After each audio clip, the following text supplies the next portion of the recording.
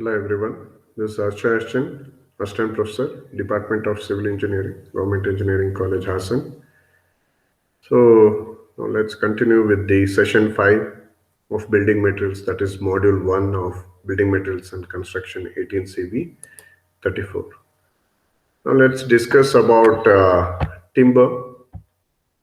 The word timber is derived from an old English word, timbrian, which means to build. The timber thus denotes wood which is suitable for building or carpentry or various other engineering purposes, and it is applied to the trees measuring not less than 600 in girth or circumference of the trunk. Following are the three terms to be noted in connection with the timber. So timbers are used generally in building construction, construction of house posts, construction of beams, construction of rafters, construction of bridges, construction of piles, poles, and railway sleepers, construction of furnitures for light packing cases, for high packing cases, for machinery and similar stores, for manufacturing of agricultural implements, for making toys, etc., for manufacturing of veneers and plywoods.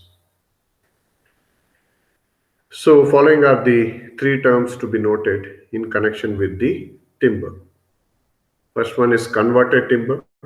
This indicates the timber which is sawn and cut into suitable commercial sizes. Second one is rough timber. This indicates timber which is obtained after felling a tree.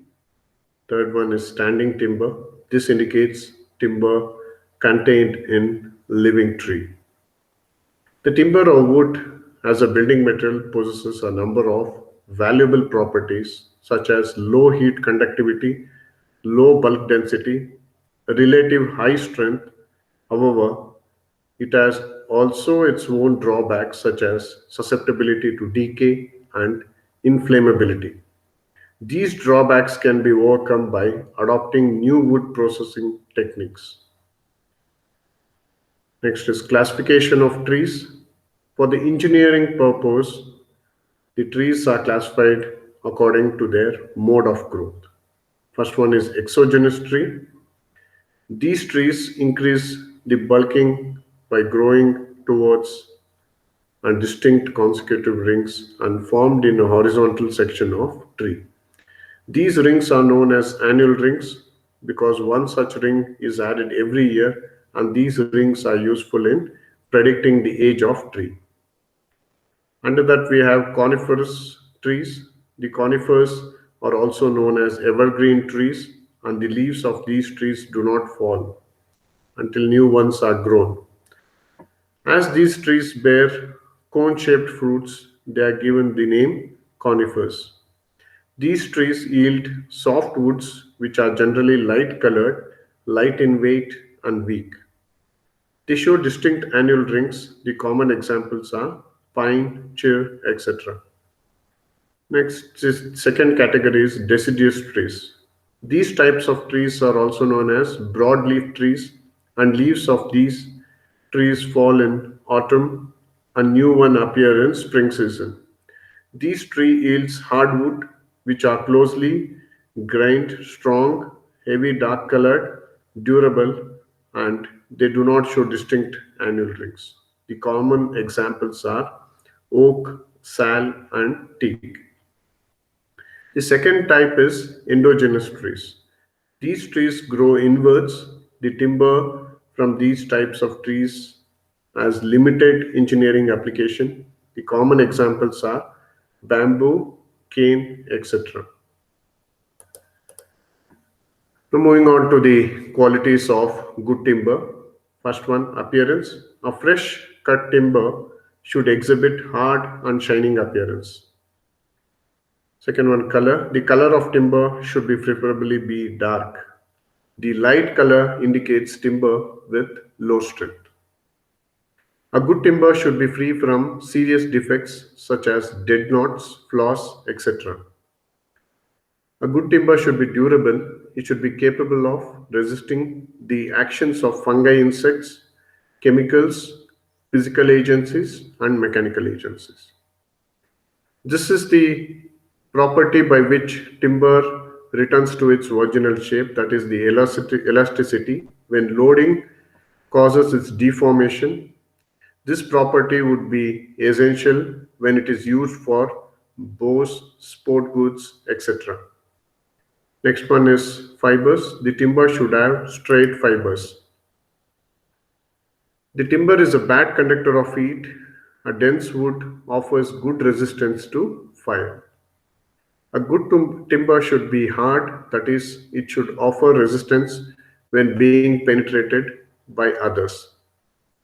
A good timber should not deteriorate easily due to mechanical wear or abrasion. This type of timber would be more employed where it is subjected to traffic.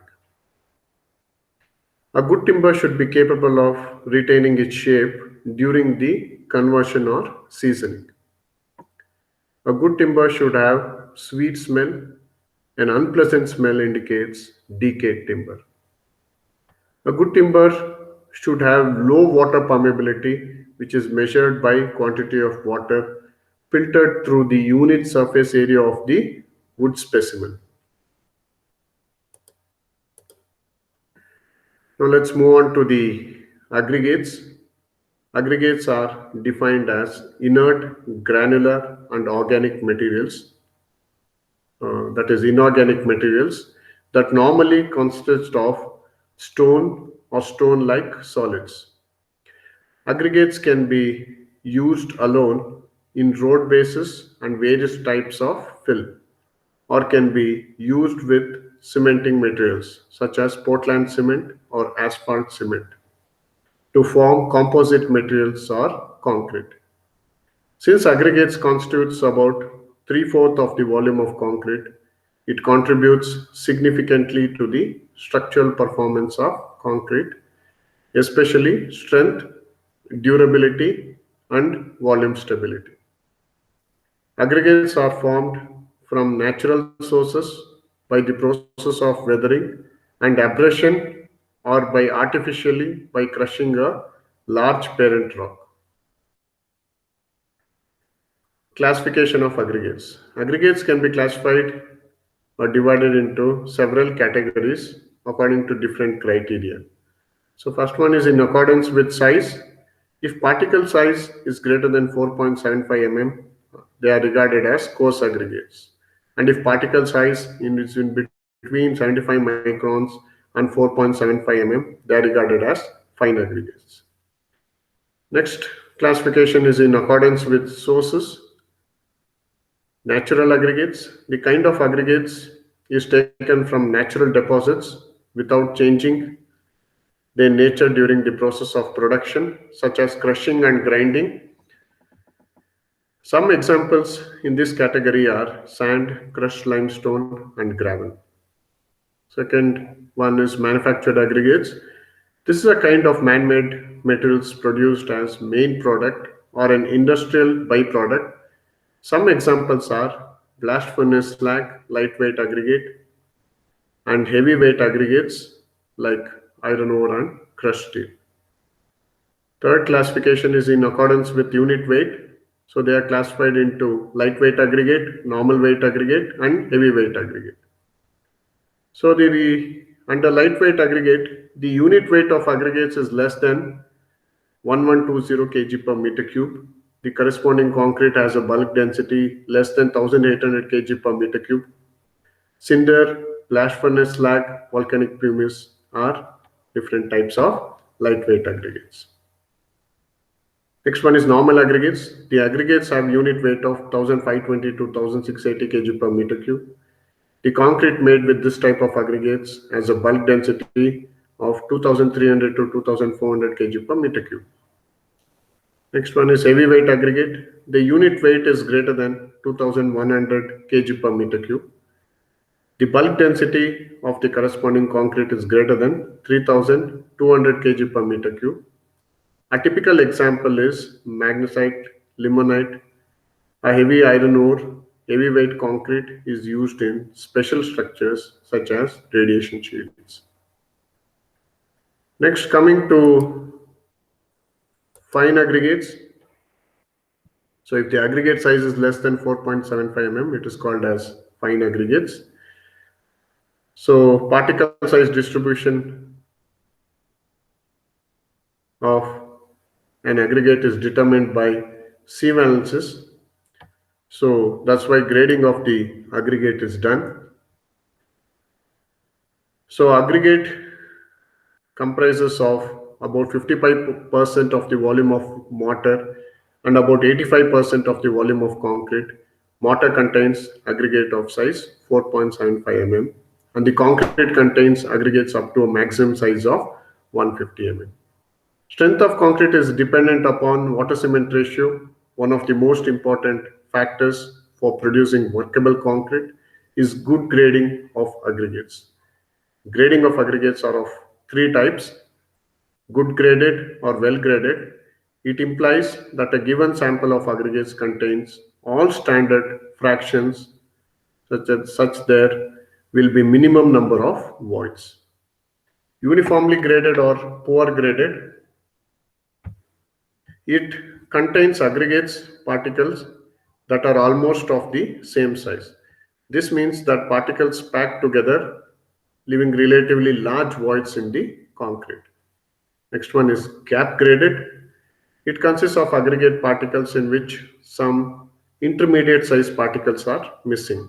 A sample of good grading of aggregate contains minimum voids, will require minimum paste to fill up the voids in the aggregate, and this will produce a high strength, low shrinkage, and greater durability.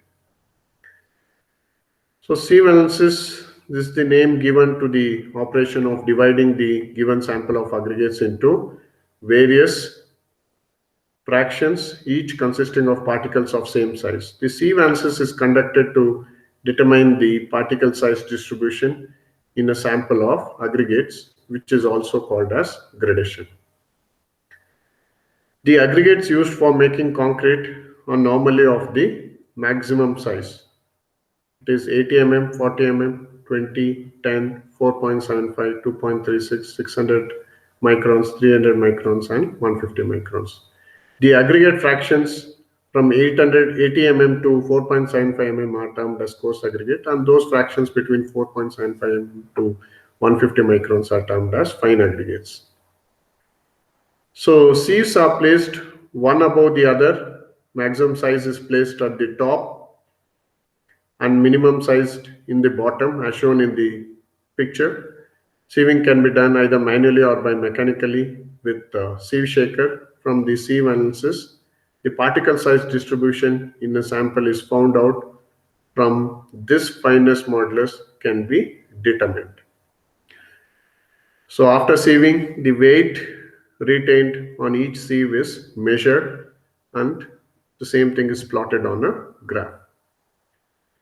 It is a relatively index which indicates the particles are either coarser or finer. The sum of cumulative percentage retained on the sieves divided by 100 gives fineness modulus of given sample of aggregates. For sand, the following limits are taken as guidelines. Fine sand, the fineness modulus is between 2.2 to 2.6. For medium sand, the fineness modulus is between 2.6 to 2.9. For coarse sand, the fineness modulus is between 2.9 to 3.2. So the next test on, so here you can observe the zoning table for different zones, zone 1, 2, 3, 4, as per IS 383, part 4. So next test on fine aggregates is specific gravity. So the specific gravity of an aggregate is the ratio of the mass of solid in a given volume of sample to the mass of equal volume water at the same temperature. They are of two types: absolute specific gravity and apparent specific gravity.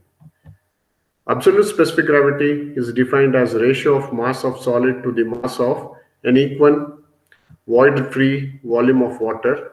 If the volume of aggregate includes the voids, then resulting specific gravity is called apparent specific gravity. Average specific gravity of the rocks varies from 2.6 to 2.8. It's required for calculation for the quantity of aggregate for a given volume of concrete. Now the procedure for determining the specific gravity is as follows. Find the weight of an empty pycnometer with stopper. Let it be W1 in grams. Now fill the pycnometer to its half with water so as to submerge the sand inside. Allow the entrapped air from sand to escape. Then fill the pycnometer with water. Replace the stopper and find the total weight of the pycnometer with its constituent and let it be W2 in grams and W3 simultaneously.